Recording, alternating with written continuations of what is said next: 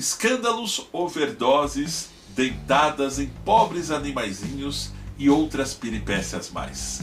Hoje nós iremos falar a respeito do personagem que eu considero o mais engraçado e sobretudo azarado dentro da história do rock and roll. Ele mesmo, Ozzy Osbourne. E para a gente começar essa viagem de gargalhadas, a gente vai viajar lá para o ano de 1981, lá em Los Angeles. Ozzy estava reunido com diretores de sua gravadora, negociando um novo contrato, sob sugestão de sua própria esposa, Sharon. Ele levava 2 bombas no bolso do casaco. O objetivo exato era soltá-las como forma de celebrar um possível acordo. Porém, quando as coisas não saíram conforme o esperado, ele acabou decapitando as 2 pobres pombinhas, com uma mordida bem no pescoço de cada uma, cuspindo assim ambas as cabeças no colo de uma secretária que encerrava sua visita dentro daquele escritório. Alguns anos antes aconteceu o tal episódio do Álamo, onde até hoje Ozzy é considerado persona não grata no Texas, depois que ele simplesmente urinou no muro do Álamo, um dos mais importantes monumentos históricos dos Estados Unidos. De acordo com o livro Eu Sou Ozzy, tudo aconteceu assim. Ele acordou num quarto de hotel e todas as suas roupas haviam sido escondidas por sua mulher Shannon, para impedir que ele saísse em busca de bebidas alcoólicas. O cantor então pegou um vestido da esposa e foi para a rua. Quando sentiu uma leve vontade de urinar, virou-se para o primeiro muro que encontrou e era justamente o muro do Álamo, quando foi pego de pronto por um policial. Em seguida, toda a imprensa acabou reportando o fato, que sujou definitivamente a imagem de Ozzy Osbourne por todo aquele estado. O Rock in Rio de 1985 e a bebedeira que ele não conseguiu evitar. Inclusive, ele diz até hoje ter pouquíssimas lembranças daquele show. Afinal de contas, quando veio participar do próprio Rock in Rio, o primeiro da história, onde o cantor acabava de sair de uma clínica de reabilitação. E é claro que tudo isso não poderia dar coisa boa. Ele bebeu tanto no voo para o Brasil que desmaiou no próprio avião. Sobre o país, sua principal lembrança foi conhecer Ronald Biggs, um criminoso inglês que se refugiou no Rio após assaltar um trem na Inglaterra. E é claro que dentro dessa loucura toda, o Príncipe das Trevas não poderia deixar de ir para o xadrez, onde a primeira vez foi na adolescência, quando ele foi detido por furtar uma loja de roupas. Ele poderia sim ter evitado, mas se tivesse pago a fiança. Mas seu pai, veja só, recusou a dar dinheiro, alegando que o jovem precisava aprender uma lição. Ozzy então passou 6 meses em um reformatório. Ele conta que, na ocasião, prometeu ao pai nunca mais voltar para a cadeia. E posteriormente ele deu a seguinte declaração, abre aspas, eu cumpri a promessa.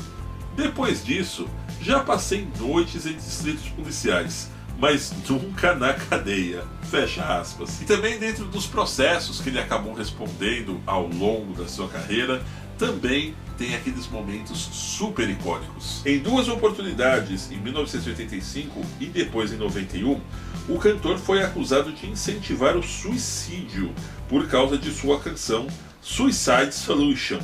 Nas 2, ele foi absolvido. Nas páginas dedicadas ao caso no livro Eu Sou Ozzy, o músico conta ter ficado perplexo com as acusações. Sua maneira de lidar com a pressão foi mais uma vez ficar completamente bêbado. Segundo ele, na primeira entrevista coletiva que deu para dar sua versão dos fatos, ele mal conseguia entender as perguntas. Tamanha era a quantidade de álcool que tinha ingerido. 24 horas com AIDS. Fato esse que aconteceu em meados dos anos 80. Durante uma série de exames de rotina, seu médico surpreendeu-se com o mau estado do seu sistema imunológico e levantou a possibilidade da doença. O cantor passou 24 horas em pânico, já que na época não havia tratamento para a doença. Porém, no dia seguinte, o resultado dos testes de sangue chegou e ele descobriu que não tinha o vírus de HIV. O abuso de álcool e drogas, no entanto, havia sido tão grande que seu sistema imunológico era tão frágil quanto o de um doente. Um vaso ruim que definitivamente não se quebra. Numa vida de tantos abusos, é quase irônico que o mais perto que Ozzy Osbourne tenha chegado à morte tenha sido num acidente com um triciclo motorizado. O acidente aconteceu em 2003, quando o cantor pilotava no quintal de sua mansão. Ao passar por um buraco, o triciclo capotou. Na queda, o cantor fraturou algumas vértebras e, segundo ele, correu o risco real de morrer ou de perder os movimentos do pescoço para baixo. Mas ele conseguiu se recuperar rapidamente. Em 2005, já estava lançando um novo disco. O episódio de Porto Alegre, aqui mesmo no Brasil. Em um show em 2011 em Porto Alegre, o cantor apareceu enrolado em uma bandeira do Grêmio, só que em pleno ginásio gigantinho do Internacional de Porto Alegre. Pior, o time do Inter havia confeccionado 2 camisas para o músico e ele preferiu a do rival. A mais clássica de todas, a mordida no morcego. Aconteceu em uma apresentação ao vivo em janeiro de 1982 lá nos Estados Unidos, quando um fã jogou o bicho no palco e, na insanidade do show, Ozzy não hesitou. Deu-lhe uma tremenda dentada achando que o animal era de brinquedo. Porém, segundo alguns dizem até hoje, durante todo o momento do show, mesmo após ter feito tamanha bizarrice, ele não notou que o bicho era de verdade, e somente depois que tudo acabou que ele foi comunicado no backstage. Agora a minha favorita, quando Ozzy diz ter cheirado até quase morrer. Segura aí. Certa vez, durante as gravações do álbum 4 do Black Sabbath, Ozzy foi ligar o ar-condicionado da casa onde estavam gravando, mas ele acabou acionando, na verdade, o alarme que direcionava a polícia. Em suas próprias palavras, segundo Ozzy, ele disse o seguinte: parecia que toda a polícia estava subindo a estrada de uma vez só. Tony, guitarrista da banda na época, pegou os frascos de coca, mas ficou correndo em círculos e com um baseado ainda na boca, só de cueca. Então ficamos, eu e ele, no banheiro, com toda a cocaína suficiente para fazer o exército boliviano marchar até a lua e ainda voltar. Na época, segundo o próprio Ozzy, eles recebiam a cocaína de alguém que nem mesmo eles sabiam quem era, mas relata que o pó chegava em vans sem placa dentro de caixas de papelão, do tamanho, por exemplo, de uma caixa do cereal Sucrilhos. Em cada caixa havia uns 30 frascos, 10 em 3 fileiras, onde ele relata: tentamos nos livrar da maconha antes da cocaína. A pia e a privada não aguentavam e começaram a soltar uma água marrom bem suja. Os canos imediatamente entupiram. Comecei então a quebrar todos os frascos e espalhar a cocaína pelo chão. Aí fiquei de 4, enfiei meu nariz no piso e comecei a cheirar o máximo que eu conseguia. O Frank estava olhando para mim como se eu estivesse louco. Meu rosto estava vermelho, minhas pernas tremendo e meus olhos querendo sair para fora. Estou dizendo que aquela cocaína era a mais branca e mais pura e a mais forte que se pode imaginar. Até o próprio Frank decidiu se abaixar também. Devemos ter cheirado aquele dia 6 ou 7 gramas cada um em menos de 40 segundos antes de ouvir um barulho do outro lado da porta. Esse barulho eram os policiais se despedindo da empregada do local, após perceberem que a chamada tinha sido equivocada. O incrível passeio de teleférico. O relato, segundo o próprio Ozzy, foi o seguinte: eu estava com muita bebida e cocaína na cabeça e decidi andar numa coisa que é um teleférico, que sobre 3.000 metros de altura pelas montanhas você acaba verdadeiramente pirando. Mas aconteceu algo com o cabo e o teleférico parou no meio do caminho desta mesma montanha. Assim que eu soube que havia uma escada e uma escotilha destrancada, eu precisava tentar fazer algo. Foi então que peguei a escada e comecei a subir no teto. O cara que estava comigo ficou louco quando viu aquilo. Isso só me deu mais vontade de fazer o que eu queria fazer. Abri a escotilha, senti a violência do vento gelado e saí no teto, enquanto o cara e todos no teleférico gritavam pedindo para que, pelo amor de Deus, eu voltasse. Aí, bem quando eu estava conseguindo me equilibrar, o carro voltou a se mover. Eu quase escorreguei e me esborrachei nas pedras muitos metros abaixo. Mas consegui me manter e assim me equilibrei abrindo os braços como se eu estivesse surfando. E comecei a cantar Good Vibrations. Fiquei lá até quase chegarmos ao topo. O mais engraçado é que eu odeio altura, mas ali senti uma vertigem, digamos que agradável. Quando vi o teleférico no chão no dia seguinte, onde por acaso eu estava sóbrio, quase vomitei. Ainda sinto calafrios até agora só de pensar no que eu fiz. O dia que Ozzy Osbourne quase matou um padre. Na verdade, ele foi visitado por um vigário da região onde morava. Sua primeira esposa, Thelma, ao oferecer algo para o padre comer, deu sem saber um bolo de haxixe que Ozzy tinha feito no dia anterior e que estava ali mesmo, zeradinho na geladeira. Como ele próprio explica, havia latas de cerveja e cachimbos para fumar maconha por todos os lados. Ele tinha acabado de engolir um último pedaço quando eu voltei do pub.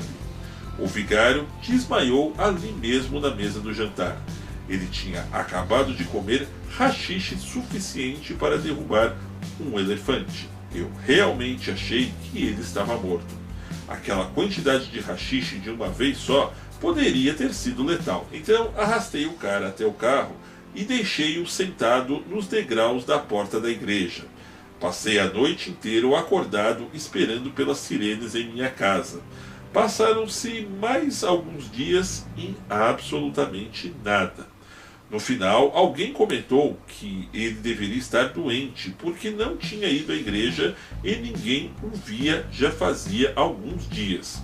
Achei realmente que o tinha matado. Isso durou pelo menos uma semana. Um dia entrei num pub e ele estava lá.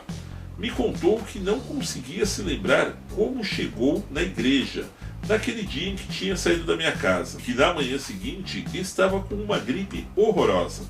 Ele disse que alucinou por 3 dias, que foi uma experiência muito curiosa, e estava convencido de ter visto marcianos pousando na igreja e estavam tentando organizar uma tómbola. O vigário ainda comentou que sentia muita fome. Haja larica aí, rapaziada. E é claro que com tantas histórias hilárias não poderia faltar o vexame no dia do casamento. Ozzy se casou pela segunda vez com Shannon, no Havaí, na ilha de Maui, a caminho de um show no Japão. Ele conta que havia muita bebida naquele casamento. Segundo ele, ele estava fumando uma erva das boas. A despedida de solteiro foi uma verdadeira piada. Ele ficou tão travado no hotel que não conseguia fazer absolutamente nada. A noite do casamento foi ainda pior. Ele nem conseguiu voltar sequer ao quarto para passar a noite de núpcias com sua nova esposa. Exatamente às 5 da manhã, o gerente do hotel precisou ligar para o quarto dela e pedir insistentemente. A senhora poderia descer e pegar seu marido. Ele dormiu no corredor e está bloqueando a passagem das camareiras. Ozzy conta que Shannon lhe espetou tanto com um garfo naquela hora que ele acabou levantando imediatamente. Outra das minhas preferidas, Ozzy Osbourne e o ladrão que entrou em sua casa. No final de 2004, ele se envolveu em mais uma situação perigosa e muito curiosa. Brigou com um ladrão que tentava roubar sua casa em Londres. Ele conta que não tinha intenção de enfrentar o cara, mas a história acabou acontecendo exatamente assim. O cantor acordou por causa de um barulho em sua mansão. Foi investigar o que estava acontecendo. Então se deparou com o próprio ladrão.